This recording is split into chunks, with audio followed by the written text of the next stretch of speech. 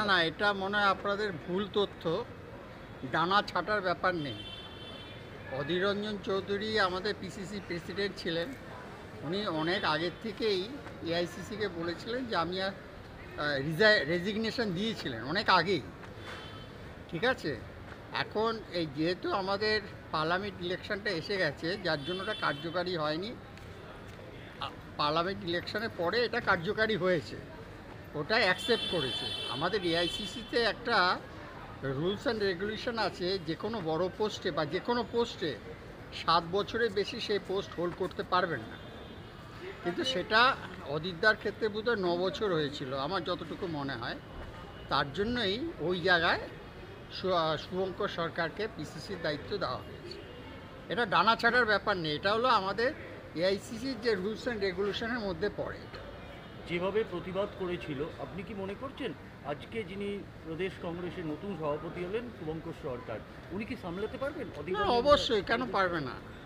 এখন শুভঙ্কর সরকার, অদিতদা অনেক senior leader, শুভঙ্করও কিন্তু অনেক সিনিয়র, মানে প্রায় প্যারালাল। মানে অদিতদা একটা একরকমভাবে প্রতিবাদ করবেন কংগ্রেসের হয়ে, আর উনিও সেইভাবেই করবেন।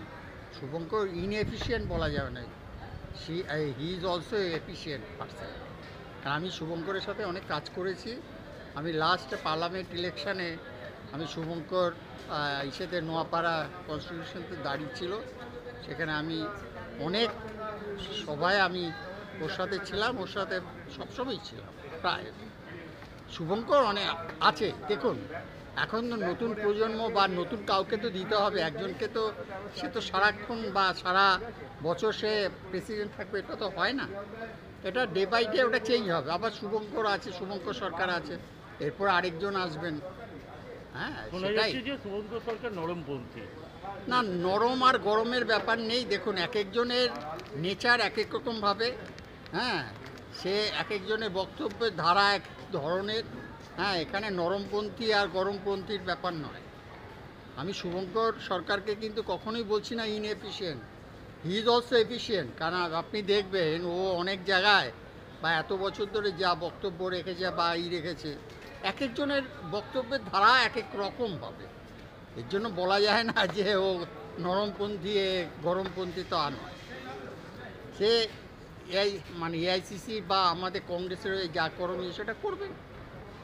আমি আশা করি সেও ভালো কাজ করবেন, এবং এতদিন তো করে আসছে। শুধু পশ্চিমবঙ্গ না, ও তো এআইসিসির মেম্বারও ছিল, সেক্রেটারিও ছিল, এবং অনেক স্টেটেরও দায়িত্বে ছিল।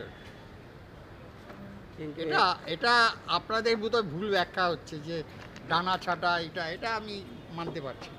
না, এটা যবে ইলেকশন আরম্ভ হয়েছিল তবে দিয়ে একটা কথা হচ্ছিল যে ওনাকে সরানো হবে। না না, এটা ভুল কথা। প্রতিবাদ করেছিলেন অধীর রঞ্জন চৌধুরী। প্রতিবাদ তো করবেই, তৃণমূলের এগেছে প্রতিবাদ করবে না, এটা তো স্বাভাবিক ব্যাপার। সে শুভঙ্কর সরকারও করবে, আমিও করব, অদিতদাও করেছেন। এখানে ডানা ছাটার বা ইসের ব্যাপারটা নয় আমার মনে হয়। আপনারা মনে হচ্ছে ভুল ব্যাখ্যা দিচ্ছেন। আপনাদের ওয়াই চ্যানেলে একটা মিটিং হবে। হ্যাঁ, আগামীকাল 2 দিন ব্যাপী মোস্ট প্রবাবলি। ওটা টিচার নিয়ে। হ্যাঁ হ্যাঁ, ওই কি নিয়ে আপনাদের ওই সব কিছুই নেই, অভয়া পভয়া এসব নিয়েই হবে, সব দিক দিয়েই হবে, সব কিছু নিয়েই হবে। দেখা যাচ্ছে যে একে অনুব্রত মণ্ডল ছাড়া পেলো এবং তাকে ওয়াই ক্যাটাগরি সিকিউরিটি দেওয়া হয়েছে, কি বলবেন আপনি? ওয়াই ক্যাটাগরি সিকিউরিটি দেওয়া হয়েছে। দেখুন, সিকিউরিটিটা হলো সব কিছু নির্ভর করে, এটা মানে আমাদের স্টেটের, সে ওয়াই ক্যাটাগরি হোক জেড ক্যাটাগরি হোক, সেটা দিতেই পারে। তবে এইটুকু কিন্তু সবসময় ভাবতে হবে, একটা লোক যখন বেল পেয়ে যায় তার মানে এই নয় কেসটা তার মাথার থেকে চলে গেছে, ট্রায়াল কিন্তু হবে। বেল পাওয়া মানে সব কেস শেষ হয়ে গেল, এটা ভুল ব্যাখ্যা। দেখা যাচ্ছে এক একজন করে ছাড়া পেয়ে যাচ্ছে, তাহলে কি ছাড়া মানে কি, সে বেল পেয়েছে? ব্যর্থতা না কাদের? না না না, কিছুই ব্যর্থতা নয়। একটা লোককে তো সারা জীবন, সে তো আর মার্ডার করেনি যে তাকে কাস্টাডি রেখে তাকে ট্রায়াল করবে। অনুব্রত মণ্ডল বেল পেয়েছে, তার মেয়ে বেল পেয়েছে, তার মানে এই নয় যে কেসটা তার মাথার থেকে উড়ে গেছে, নয়। কেসের মতন চলবে, বেল পেয়েছে। কোর্ট দেখেছেন যে এতদিন কাস্টাডিতে ছিল, তার ইনভেস্টিগেশন সব কিছুই কমপ্লিট হয়ে গেছে, তাই ওকে বেল দিয়ে দিয়েছে। আপনারা অভয়ের যে ঘটনাটা ঘটেছে হ্যাঁ হ্যাঁ, সেই ব্যাপারে আপনাদেরকে তেমন মুভমেন্ট করতে দেখা যাচ্ছে না। এটা ভুল ব্যাখ্যা। আমরা সব জায়গায় পশ্চিমবঙ্গের সব জায়গায় আমরা দেখুন, শুধু ব্যানার নিয়ে যে রাস্তায় নামা, আপনি কি ভাবছেন যে ব্যানার ছাড়া যারা নামছে তারা কেউ পলিটিক্যাল কেউ নয়? আমি তো নেমেছি, আমার ওয়াইফ নেমেছে এবং সবার ঘরে নেমেছে, সব ফ্যামিলির থেকে লোক এসছে। এটা কিন্তু ভুল ব্যাখ্যা। জাতীয় কংগ্রেসের তরফ থেকে আপনারা কি অভয়ের বাড়িতে গেছিলেন কিংবা হ্যাঁ, অদিতদা তো গিয়েছিলেন, অদিতদা গিয়েছিলেন, অনেকেই গিয়েছিলেন। অদিতদা গিয়েছিলেন, এটা আমি খুব ভালো করেই জানি। হ্যাঁ, আমাদের আন্দোলন সবসময় চলবে, তা বলে এই নয়, দেখছেন তো। হ্যাঁ, আপনি হয়তো বলতে পারেন যে বিজেপির মতন আমরা